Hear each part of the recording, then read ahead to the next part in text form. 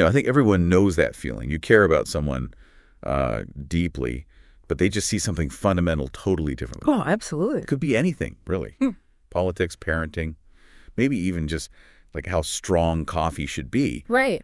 But when it hits those core beliefs, the stuff that, shapes your whole worldview, sharing your perspective can feel really tricky, like walking a tightrope. Yeah. How do you actually connect instead of just building a wall? Well, that's exactly the challenge we're digging into today. We've got some really interesting materials here that lay out a kind of framework for sharing faith. Okay. And look, even if the religious aspect isn't specifically your focus, the actual tools in here, the ideas about clear communication, about really trying to understand another person's viewpoint, Yeah.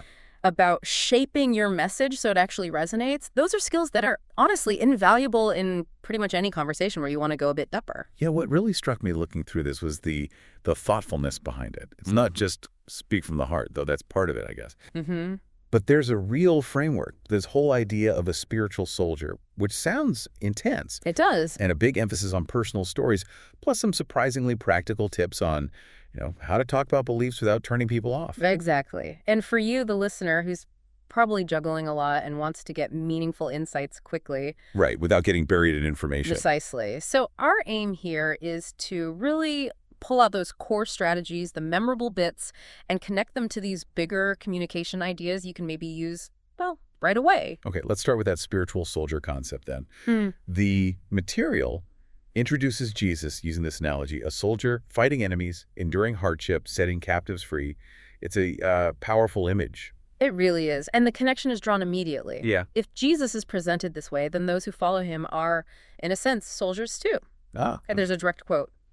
Cher introduces Jesus as a soldier. Soldiers fight enemies, endure hardship, and set the captives free. Jesus is a soldier. When we follow him, we will be soldiers too. So being a soldier implies facing opposition, right? Yeah. The sources mention this idea of spiritual warfare when you share your beliefs.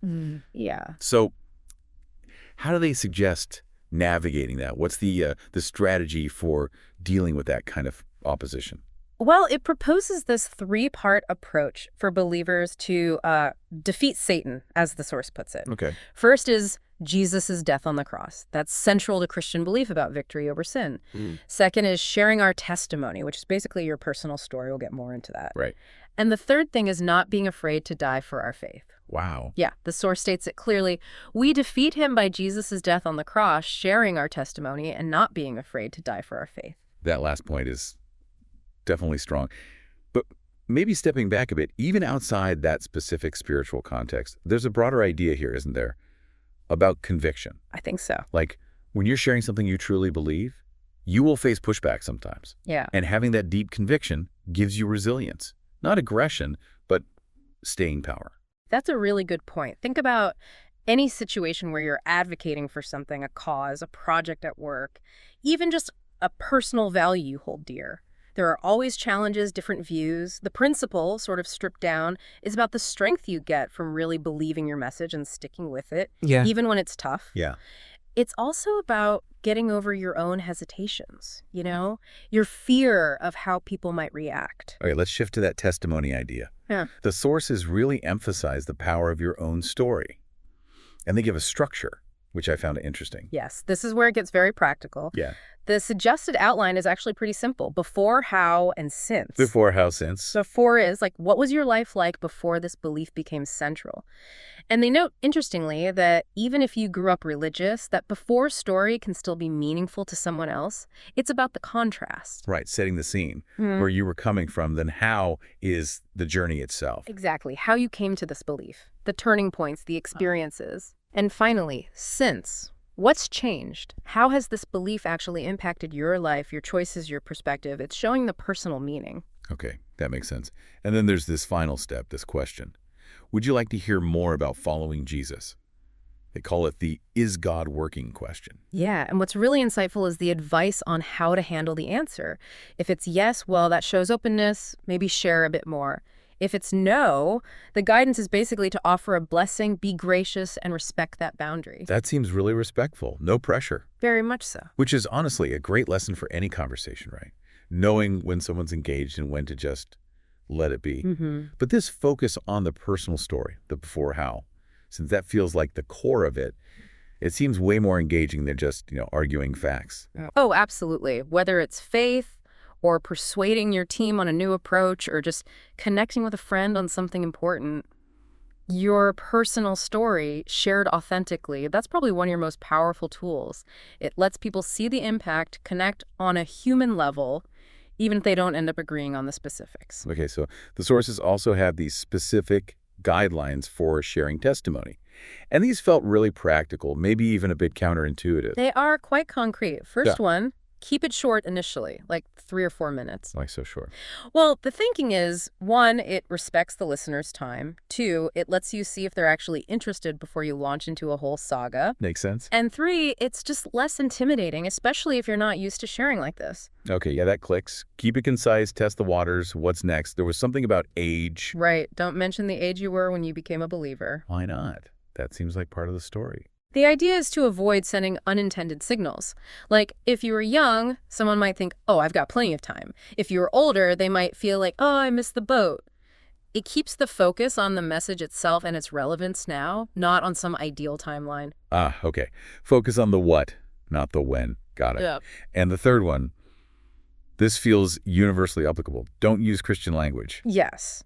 Avoid the jargon. The examples they give are things like washed in the blood of the lamb or walk down the aisle. Okay, yeah, very specific terms. Exactly. Terms that mean a lot inside the group but can sound confusing, maybe even off-putting to someone outside. The goal is clarity for everyone.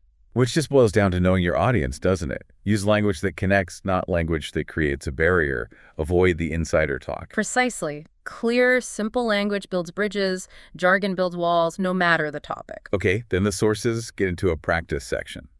This felt important, moving from theory to actually doing it.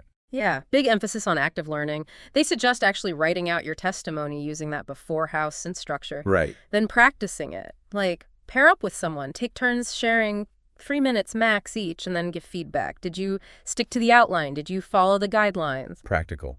And then there's this salt and sugar illustration. I thought that was quite memorable. It is, isn't it? The idea is your core message is like fruit. It has value on its own, but sharing it with genuine feeling from the heart, that's the salt or sugar. It enhances the flavor, makes it more impactful, more real. It's about authenticity and passion making a difference. I like that. And then this activity, who can list 40 lost people the fastest? Sounds a bit like a game show. It does have a slightly competitive feel, Yeah. but the point isn't really who wins. Okay. The exercise is about quickly listing, say, 40 people you know who might not share your beliefs. The real prize is just the act of thinking intentionally about who's actually in your life, your circle, that you might want to connect with. Ah, so it's less about speed and more about awareness. Identifying your potential audience, I suppose. Exactly. Who's in your world? And then there's a follow-up technique, the 5-finger reminder. Oh, yeah. Just using the fingers on one hand as a simple prompt to pray for 5 specific people each day, a way to keep those intentions active. Simple, memorable, and the whole thing wraps up with group prayer and candy. Yep, a piece of candy for everyone. It kind of underscores that everyone wins when they're equipped and encouraged to make these connections. It fosters that shared learning vibe.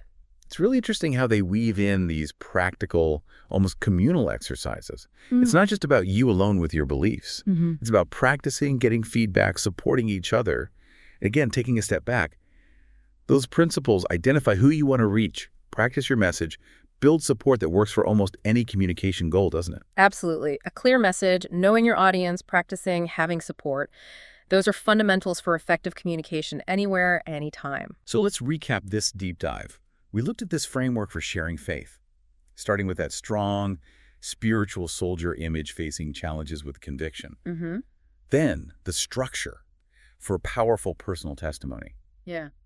The before, how, since, and that key question at the end. Right, and the guidelines. Yeah, those really practical guidelines. Keep it short, watch the jargon, focus on the core message, not the timeline. And the practice elements, too. Exactly. The practice, the emotional connection, that salt and sugar idea, and really thinking about who you want to connect with, like that 40 people exercise. And it's fascinating, isn't it, how these strategies, born from a specific faith perspective, really tap into broader truths about good communication. It really highlights the power of story, the need for clarity, and maybe most importantly, understanding and respecting the other person. Definitely. So maybe a final thought for you to dial on, building on all this.